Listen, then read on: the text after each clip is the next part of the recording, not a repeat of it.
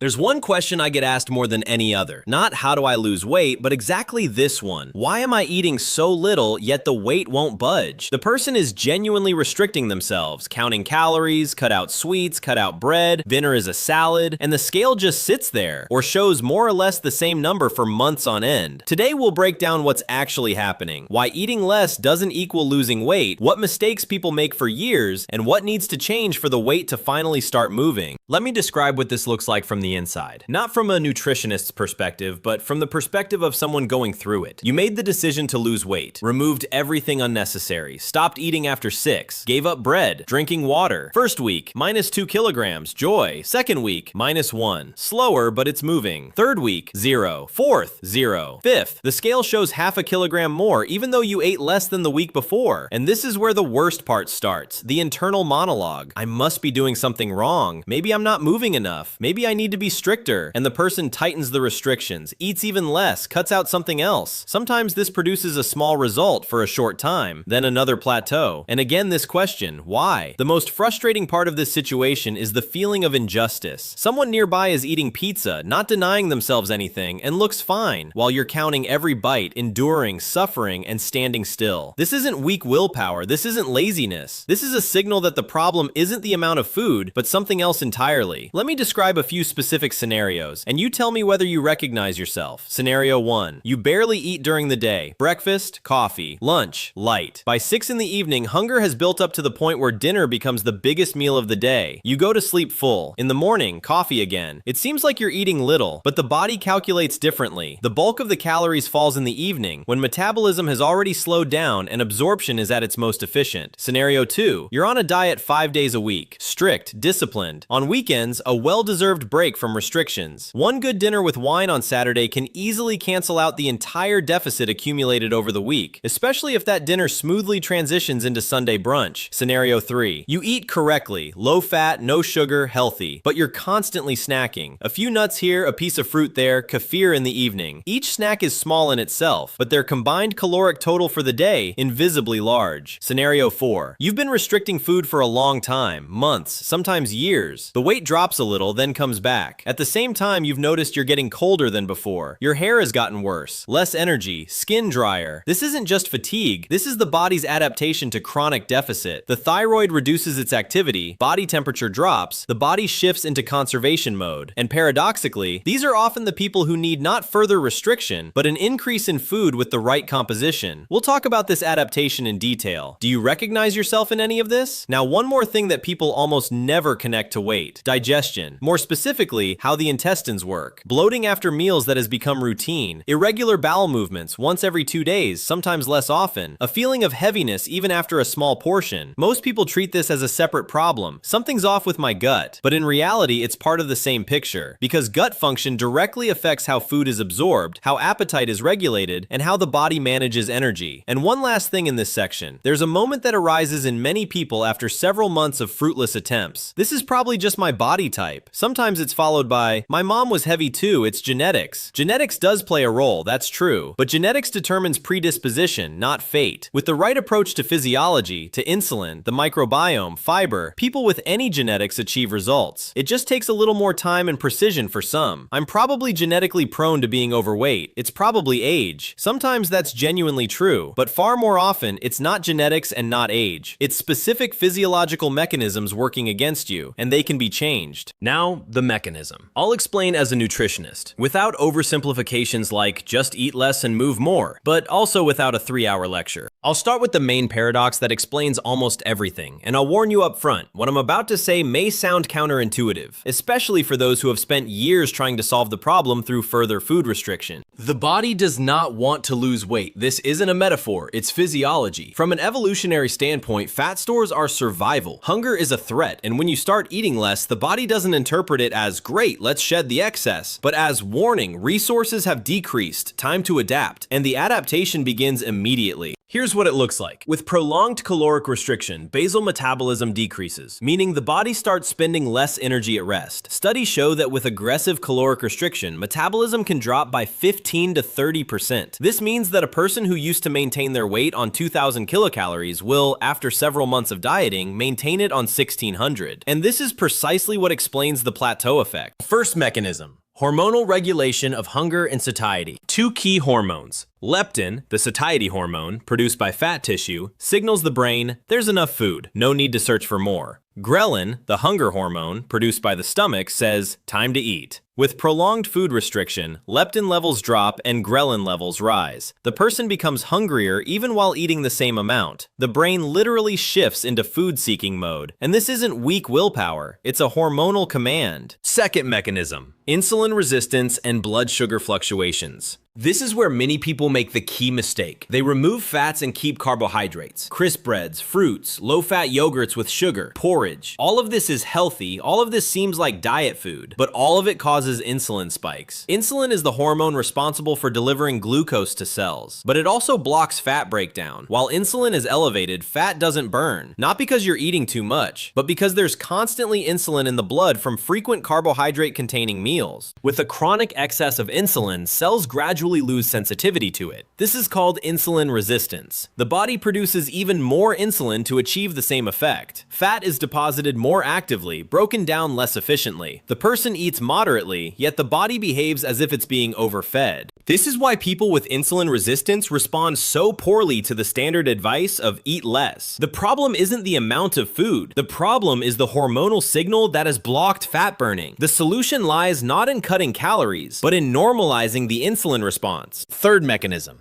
gut condition and the microbiome. This is rarely discussed, and it shouldn't be. Trillions of bacteria live in the intestines. That's the microbiome. They don't just help with digestion, they regulate inflammation, influence immunity, synthesize neurotransmitters including serotonin, and, most importantly for our topic, they influence how many calories are absorbed from the food eaten. Research over the past 20 years has revealed something remarkable. Two people with identical diets and identical physical activity levels can absorb different amounts of calories from the same food, depending on the composition of their microbiome. The gap between them can reach 100 to 150 kilocalories per day, which over a year adds up to several kilograms difference in weight, without a single change in diet. One person has an efficient microbiome. It extracts maximum energy from every gram of food. The other has a less efficient one, and some energy is excreted rather than stored as fat. Additionally, with a poor microbiome, the synthesis of short-chain fatty acids is disrupted. These feed the cells of the intestinal wall and influence appetite regulation. The gut-brain axis is disrupted. The brain receives satiety signals less effectively. The person doesn't feel full normally and continues eating even when objectively satisfied. Fourth mechanism: fiber deficiency. This is possibly the most widespread problem in modern nutrition, yet it's rarely talked about. Fiber isn't a nutrient in the classical sense. The body barely absorbs it, but that's precisely why it's so important for weight loss. Soluble fiber, when it contacts water in the stomach, forms a gel, a viscous mass that slows stomach emptying. Food stays in the stomach longer. The satiety signal lasts longer. The person eats less, not because they're forcing themselves, but because they genuinely don't want more. Additionally, this gel coats sugars and starches, slowing their absorption into the bloodstream. The insulin spike after eating becomes less sharp. A smaller spike, weaker blockage of fat burning, better weight control. And finally,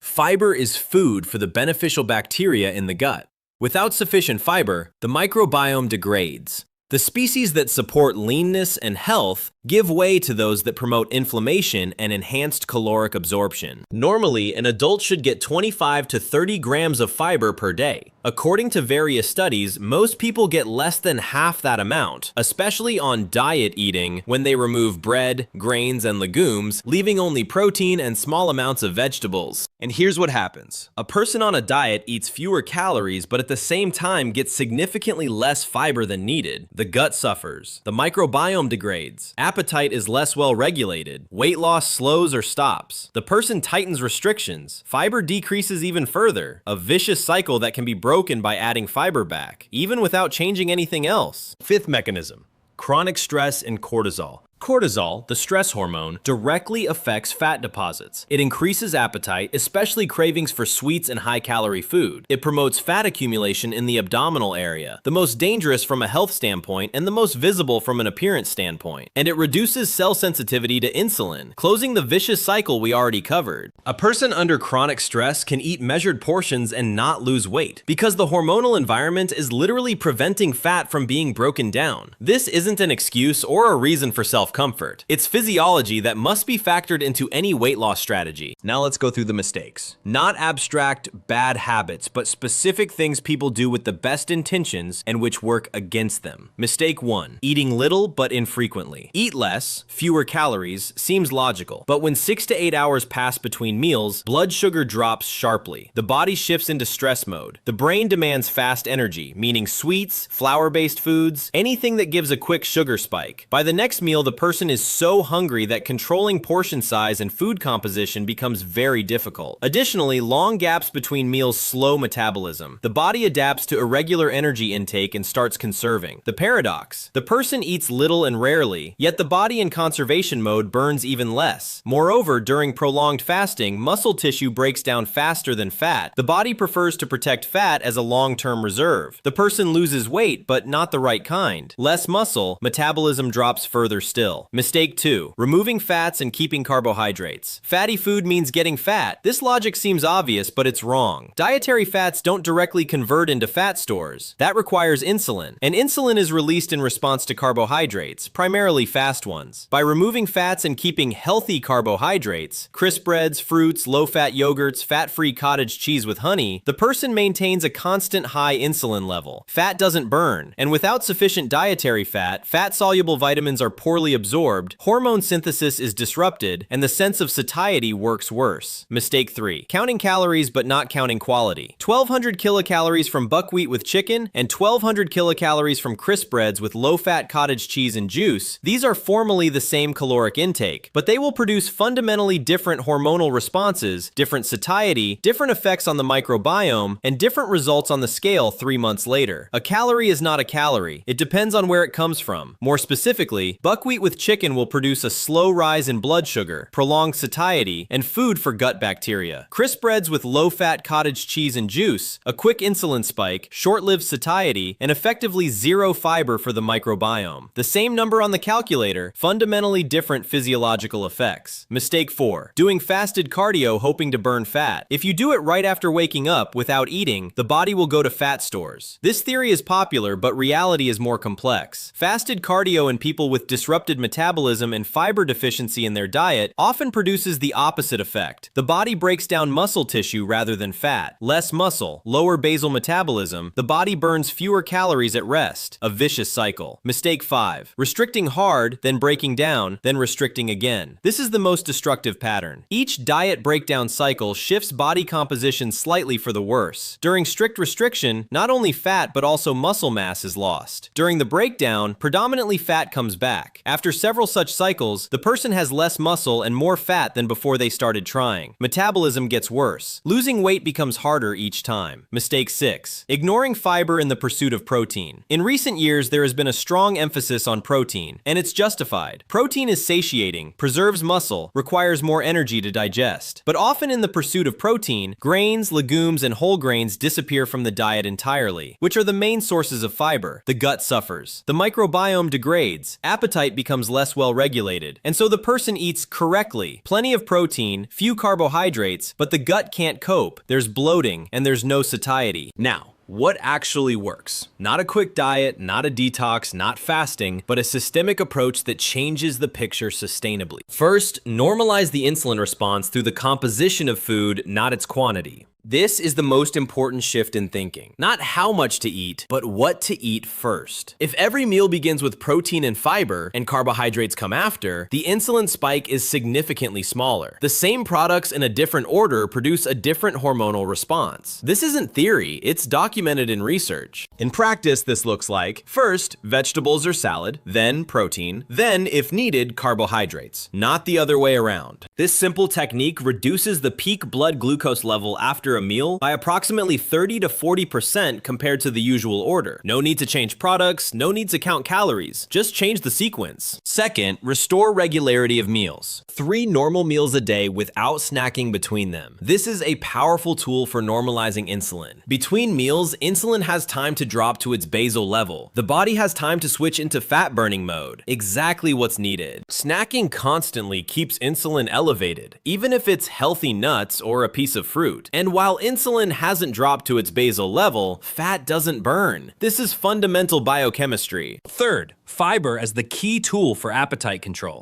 This is where we get to the most practical part. Soluble fiber is the most powerful natural hunger regulator that exists. It physically slows digestion, creates a prolonged feeling of stomach fullness, smooths out blood sugar spikes, and feeds the beneficial bacteria in the gut. Foods high in soluble fiber: legumes, beans, lentils, chickpeas, oats, apples, pears, carrots, onions, garlic. All of this should be present in the diet regularly, not sporadically. But there's a problem. Many people who start eating more fiber abruptly experience bloating, discomfort, and heaviness. Because the gut and microbiome aren't ready for such an amount, gradual introduction is needed. Fourth, give the gut a tool for rebuilding. This is a separate point because gut condition isn't just a side story. It's the central link in weight management. Without a healthy gut, any dietary effort produces less result than it could. What helps the gut? Regular soluble fiber as a prebiotic, fermented foods, adequate hydration, water, not juices and coffee, and avoiding what destroys the microbiome: excess antibiotics, processed foods, artificial sweeteners. The last one is often overlooked. Many people switch to diet products with sugar substitutes, thinking they're doing the right thing. But several artificial sweeteners disrupt the composition of gut bacteria and can worsen the insulin response, producing the opposite effect. Fifth, reduce the stress background, because without this, everything else works at half capacity. Cortisol is not just feeling bad. It's a hormone that actively interferes with fat metabolism. 7 to 8 hours of sleep, walks, even a few minutes a day without a phone, breathing techniques. These are not soft suggestions from a glossy magazine. This is the physiology of weight management. There's one more little-known fact about cortisol and weight. Chronically high cortisol reduces the brain's sensitivity to leptin, that same satiety hormone, meaning the person is objectively full, leptin is present in the blood, but the brain doesn't hear it. This is another reason why people under chronic stress eat more than they need, even when they're genuinely trying to control their eating. And sixth,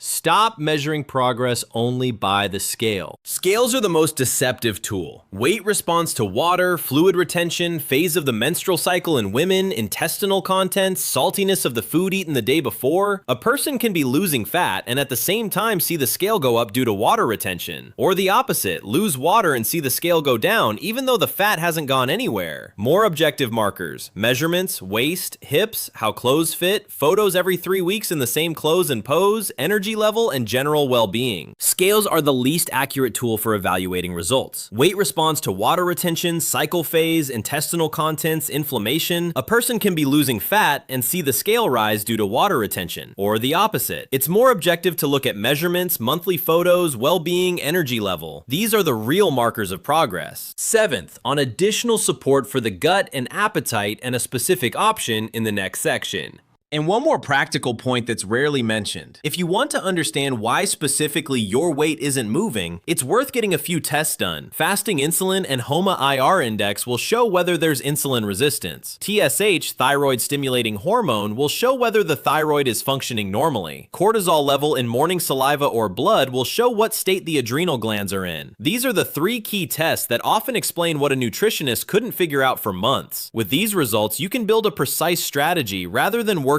blind. Now specifically about psyllium as a weight management tool. I'll explain, not as advertising, but as a nutritionist, why this particular substance and how it works. Psyllium is the husk of Plantago ovata seeds. It has been used for several centuries in Ayurvedic medicine. In modern nutrition science, it is one of the most studied sources of soluble fiber with a solid evidence base. Why psyllium and not just more vegetables? The soluble fiber in psyllium makes up 85% of its total composition. That's a very high concentration. 1 tablespoon of psyllium in water absorbs up to 45 milliliters of liquid and turns into a gel. This gel enters the stomach, and the stomach is physically filled. build. Stretch signals go to the brain. Appetite decreases, not through willpower but through mechanical feedback. How does this specifically affect weight? First effect, appetite control. If you drink psyllium in water 20 to 30 minutes before a meal, the portion size at the next meal naturally decreases. Not because you decided to eat less, simply because the stomach is already partially full and the enough signal comes sooner. Second effect, blood sugar smoothing. The psyllium gel coats carbohydrates in the intestine and slows their absorption. The glucose spike after eating becomes gradual rather than sharp. Less insulin, less blockage of fat burning. Third effect, microbiome support. Psyllium is a prebiotic. The soluble fibers serve as food for bifido and lactobacteria. Regular use gradually improves the composition of the microbiome, and as we've covered, this directly affects caloric absorption and appetite regulation. Fourth effect, normalization of bowel function. With irregular bowel movements, some waste products are retained in the intestine and reabsorbed. Psyllium gently accelerates intestinal transit without causing irritation. Unlike laxatives, it doesn't create dependency and doesn't disrupt normal peristalsis. The product we're discussing today, psyllium seed husk, 140 grams. The composition is maximally clean, 100%